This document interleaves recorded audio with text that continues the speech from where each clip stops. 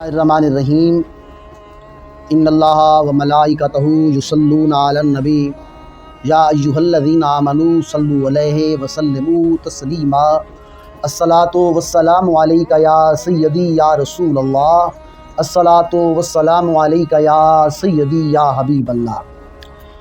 वाक़या करबला के हवाले से आज तीसरी किस्त के साथ आपकी खिदमत में हाज़िर हैं। और दूसरी किस्त में हमने आपको बताया था कि बनी हाशिम के ख़ानदान की मीटिंग हुई और उसमें ये तय पाया था कि इमाम कूफ़े में जाने से पहले अपने किसी साथी को कूफ़ा में भेजें, वो वहाँ के हालात को देखकर फिर इमाम को लिखे, उसके बाद कोई फ़ैसला किया जाएगा।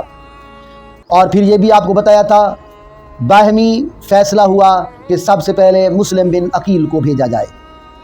15 रमज़ानुल मुबारक 18 जून बरोज़ इतवार आधी रात का वक्त है। हज़रत मुस्लिम बिन अकील और उनके 2 शहज़ादे मोहम्मद और इब्राहीम ये मुख्तसर सा काफ़िला मक्का से कूफ़ा की तरफ रवाना होता है। मक्का से कूफ़ा 1647 किलोमीटर की मसाफ़त पर है।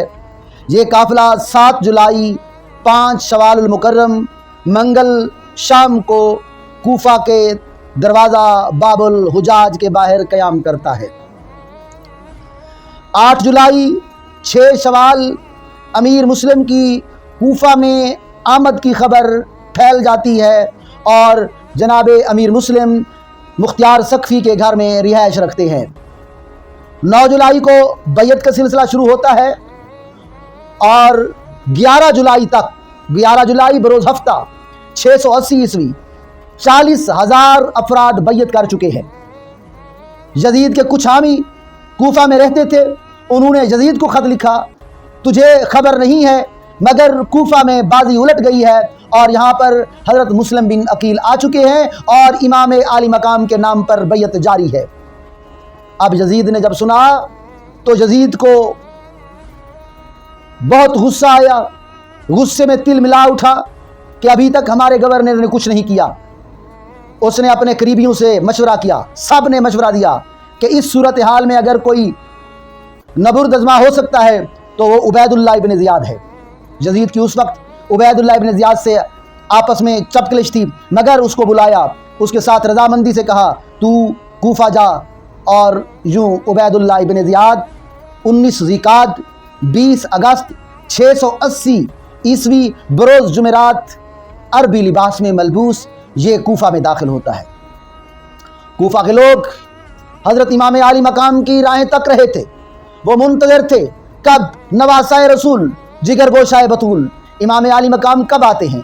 अब ये अरबी लिबास में है, इसने ऊपर जुब्बा पहना हुआ है, दस्तार है और चेहरे को छुपाया हुआ है। लोगों ने जब इसे देखा तो वो समझे कि ये इमाम आली मकाम आ गए हैं। हर तरफ से सदाएं थी, अस्सलामु अलैका जबना रसूलुल्लाह सल्लल्लाहु अलैहि वसल्लम।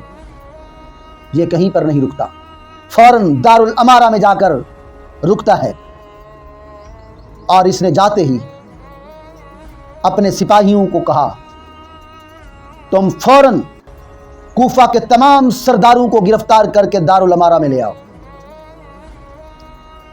कूफा के तमाम खानदानों के बड़े बड़े अफराद और उनके सरदारों को जब कैद किया जाने लगा तब लोगों को पता चला आने वाले इमाम हुसैन नहीं थे, आने वाला तो कोई मुनाफिक था। अब जब बड़े बड़े सरदारों को उबैदुल्लाह इब्न ज़ियाद ने गिरफ्तार करा लिया, अमीर मुस्लिम तक ये खबर पहुंचती है, जनाब अमीर ने अपने 40,000 लोगों के हमरा दारुल अमारा को घेर लिया, दारुल अमारा का मुहासरा कर लिया। इब्न ज़ियाद ने देखा कि हालात उसके खिलाफ हो चले हैं तो उसने तमाम कैदियों को अपने पास बुलाया, उनको कहा देखो मेरा साथ दो, तुम्हारे लिए फ़ायदा है, माल से तुम्हारे घरों को भर दूंगा, लेकिन अगर मेरा साथ ना दिया तो नतीजा बहुत भयानक हो सकता है, तुम्हारी भी खैर नहीं, तुम्हारी भी गर्दनें उड़ा दूंगा और तुम्हारे बच्चों की भी गर्दनें उड़ा दूंगा। सरदार बोले हम आपकी क्या मदद कर सकते हैं।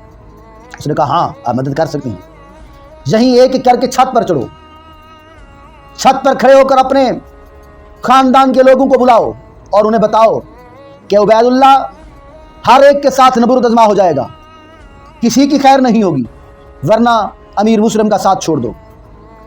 अब ये एक एक सरदार छत पर आता, अपने लोगों को बुलाता और उन्हें डराता धमकाता। ये लोग डरना शुरू हो गए, जान प्यारी करने लगे, इमाम से बेवफाई करने लगे। अब असर की नमाज के वक्त तक अमीर मुस्लिम के लोग कट कट के जाने लगे।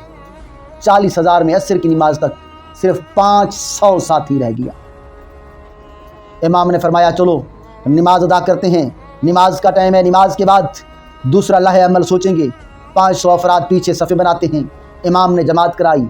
जब सलाम फेरते हैं तो एक भी साथी नहीं था, सब छोड़ के जा चुके थे।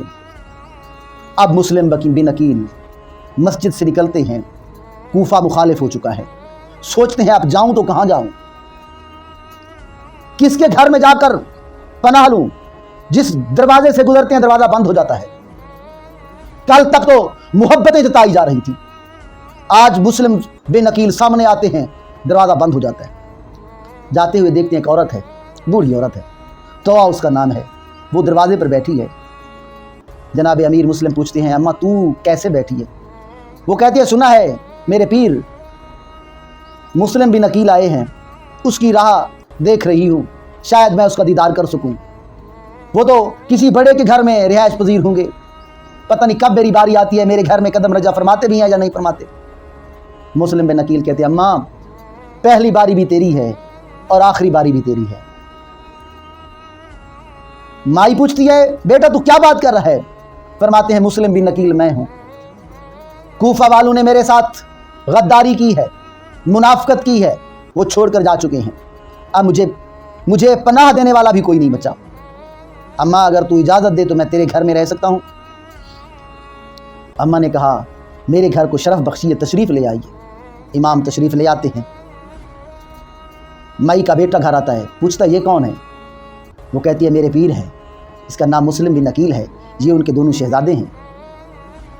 वो तो उबैदुल्ला का बंदा था, फ़ौरन गया 70 सिपाहियों को लेकर आकर उसने मुहासरा शुरू कर दिया। अमीर मुस्लिम अकेले लड़े।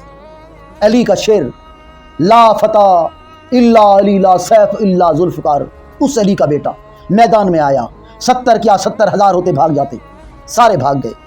अब अमीर मुस्लिम ने देखा कि इस घर में भी मेरी रिहाइश नहीं रखी जा सकती।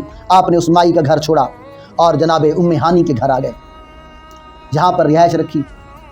आपके करीबी चंद जो थे वो मिलने के लिए आते। अब उबैदुल्ला इब्न ज़ियाद तलाश कर रहा है, कहीं पर इमाम का नाम नहीं नज़र आता, कहीं पर अमीर मुस्लिम की तलाश जारी रखता है मगर वो नज़र नहीं आते। उसने एक और खेल खेला, एक आदमी को 5,000 दिनार देकर मस्जिद में भेजा। ये आया मस्जिद में इबादत करने लगा। आखिर पर देखा एक नमाजी बच गया है जो अल्लाह अल्लाह कर रहा है। ये उससे पूछता है अरे आप यहीं के हैं? वो कहता है हाँ मैं कूफे का हूँ।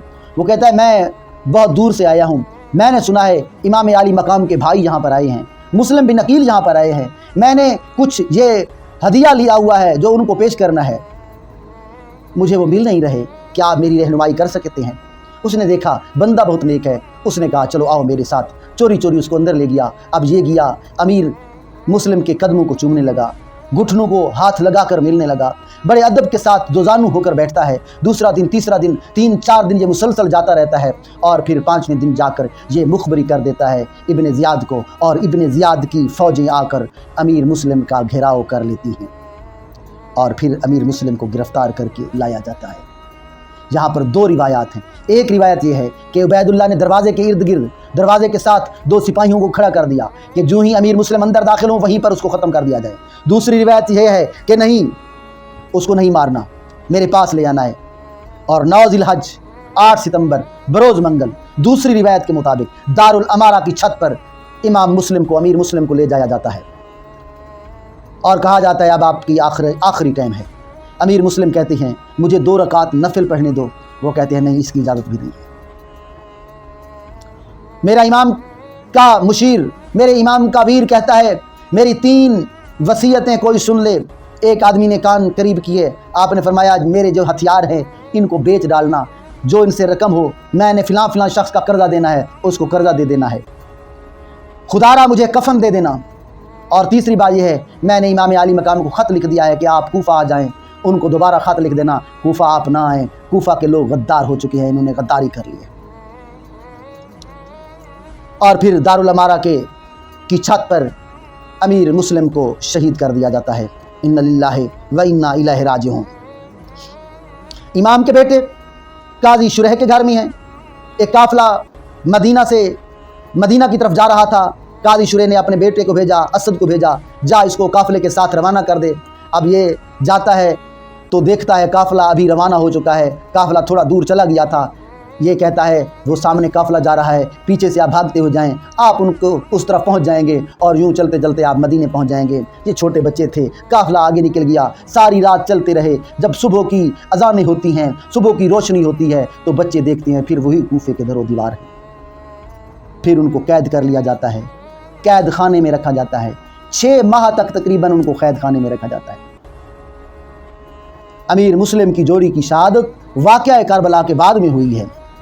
پھر اس کو مشکور دروغہ نے باہر نکالا، انگوٹھی نشانی کے طور پر دی اور کہا میرا بھائی ساتھ ہی شہر میں رہتا ہے، ان کو نشانی دے دینا، وہ آپ کو مدینہ تک طرف لے جائے گا۔ یہ ڈھونڈتے رہے، گھر نہ ملا، رات کو ایک جگہ پر آرام کرنے کے لیے ڈر کے مارے بچے بیٹھے ہوئے ہیں، خوف ہے کہیں دشمن نہ دیکھ لے۔ ایک مائی آتی ہے، ساتھ ہی چشمہ تھا پانی بھرنے، دیکھتی ہے 2 لال ہیں، معصوم بیٹے ہیں، پوچھتی ہے تم کون ہو؟ وہ ہاتھ باندھتے ہیں، کہتی ہیں اے مائی اگر ہم نام بتائیں ہمیں مارے گی تو نہیں؟ وہ کہتی ہے نہیں ماروں گی، بتا دو۔ ڈرتے ڈرتے بچے کہتے ہیں ہم امیر مسلم کے بیٹے ہیں۔ مائی کہتی ہے ہاں میری جو مالکن ہے وہ بھی امیر مسلم کی امام عالی مقام کی نوکرانی ہے، میں ان کے پاس تمہیں لے چلتی ہوں۔ وہاں پر لے گئی، اس نے شہزادوں کی بال بنائے، شہزادوں کو کھانا کھلایا اور ایک کمرے میں ان کو جا کر بند کر دیا اور کہا میرا خامند دشمن رسول ہے، دشمن آل رسول ہے، خیال کرنا، آواز اونچی میں بات نہ کرنا، اس تک خبر پہنچ گئی تو برائی ہو سکتی ہے۔ رات کا وقت ہے، بچے لیٹ گئے، دونوں بچوں نے ایک خواب دیکھا، نبی کی محفل لگی ہوئی ہے اور جناب امیر مسلم اس میں داخل ہیں۔ آقا کہتے ہیں اے مسلم تو اکیلا آ گیا ہے، اپنے بچوں کو ساتھ نہیں لایا؟ امیر مسلم کہتے ہیں آقا وہ پیچھے پیچھے آ رہے۔ بابے کو خواب میں دیکھا، نانے کو خواب میں دیکھا، بچوں کی آنکھ کھلی، رونے کی آواز شروع ہوئی۔ حارث لعین اس وقت گھر آیا ہوا تھا، گھر والی سے پوچھتا ہے یہ کس چیز کی آوازیں ہیں، یہ کس کی آوازیں ہیں؟ وہ کہتی ہے کہیں ہمسائیوں کے گھر سے ہوں گی۔ وہ کہتا ہے نہیں ہمارے گھر کی ہے۔ چابی مانگتا ہے دروازے کی، عورت چابی نہیں دیتی، وہ تالا توڑ کر اندر جاتا ہے، دیکھتا ہے 2 معصوم بچے ہیں، ایک دوسرے سے لپٹے ہوئے ہیں، پوچھتا ہے تم کون ہو؟ وہ کہتے ہیں ہم اگر بتا دیں ہمیں مارے گا تو نہیں؟ وہ کہتا ہے بتاؤ کون ہو؟ بچے کہتے ہیں مارے گا تو نہیں؟ اس نے شہزادوں کو زلفوں سے پکڑا، کھڑا کیا، بتاتے ہو کہ ماروں؟ چھوٹے شہزادے نے ڈر کے مارے بتا دیا میں امیر مسلم کا بیٹا ہوں۔ اس نے کہا امیر مسلم کے بیٹے میرے گھر میں پورا کوفہ میں نے چھان مارا ہے۔ بالوں سے پکڑ کر باہر لے آیا۔ راستے میں بیوی حائل بنی کہ خدا را ان پر ظلم نہ کر، کیوں اپنی آخرت کو خراب کرتا ہے؟ وہ کہتا ہے یہ جہان میٹھا، اگلا جہان کہیں ڈٹھا۔ جا کر دریائے فرات کے کنارے بیٹوں کو، بچوں کو شہید کرنا چاہتا ہے۔ وہ کہتے ہیں چاچا ہمیں بیچ دے، کسی کے ہاں بیچ دے، ہمیں مار نہیں۔ مگر اس کے دل پر کوئی رحم تھا ہی نہیں۔ چھوٹا شہزادہ کہتا ہے اچھا میرے بڑے بھائی کو پہلے نہ مار، پہلے مجھے قتل کر۔ بڑا کہتا ہے پہلے مجھے مار۔